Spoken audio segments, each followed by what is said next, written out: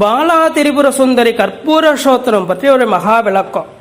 அருள்கின்ற ஞானமாக விளங்குகின்ற பில்லூர் ஸ்ரீ ஆதிசக்தி பாலா ஞானபீடத்தில் இன்றைய மகா சிந்தனையாக ஸ்ரீ பாலா கற்பூர சோத்திரம் பற்றி சிந்திக்க இருக்கின்றோம். அவருடைய தமிழ் விளக்கங்கள் கட்டுரைகளாக பார்க்க இருக்கு.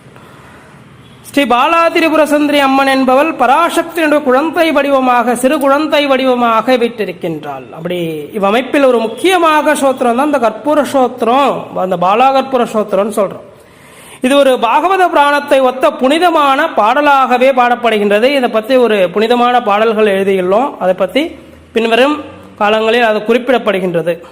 இது ஒரு பாகவத புராணத்தை ஒத்த பாடலாகவே கருதப்படுகின்றது. இந்த பாலாசோத்திர அம்மனுடைய அழகு, சக்தி, கருணை, ஆனந்தம் மற்றும் ஞான சக்தியை அனுபவிக்கக்கூடிய பூரணமான, பிரபஞ்சத்தில் இருக்கக்கூடிய எல்லா சக்திகளையும் அனுபவிக்கக்கூடியது இந்த கற்பூர புராணம்னு சொல்றோம். கற்பூர சோத்திரம் புனிதமான மந்திரமாகவும் விளங்கப்படுகின்றது. இதே சொல்றோம் கற்பூர சோத்திரம். அந்த கற்பூரம்னா சொல்லுவோம் தூய்மையானது. அது கற்பூரம் எப்படின்னா, ஒரு பொருள் என்பது மற்றொரு பொருளாக மாறாமல் அப்படியே ஆவியாக மாறக்கூடியது. அதாவது திடப்பொருள் என்பது ஆவியாக மாற இருக்கும். ஒரு திடப்பொருள் தன்னை உருக்கி கொண்டு ஆவியாக மாறும்.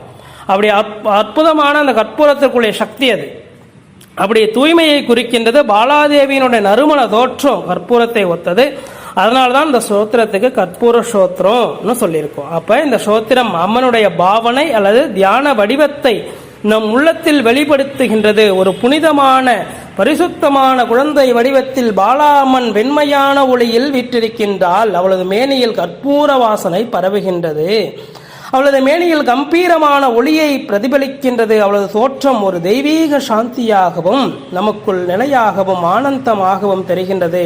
இந்த சோத்திரத்தில் வர்ணிக்கப்படுகின்ற ஒவ்வொரு வரியும் அந்த ஒரு படிமம் போன்ற மனதில் தோன்றுகின்றது. வெண்மை ஒளியில் குளிர்ந்த உருவம், அப்படி வெண்மை ஒளியில ஒரு குளிர்ந்தமான உருவம் தோன்றுகின்றது. பத்மாசனத்தில் அமர்ந்திருக்கக்கூடிய ஒரு திருவுருவம், அழகிய குழந்தை எப்படி இருக்கிறார் பாருங்க.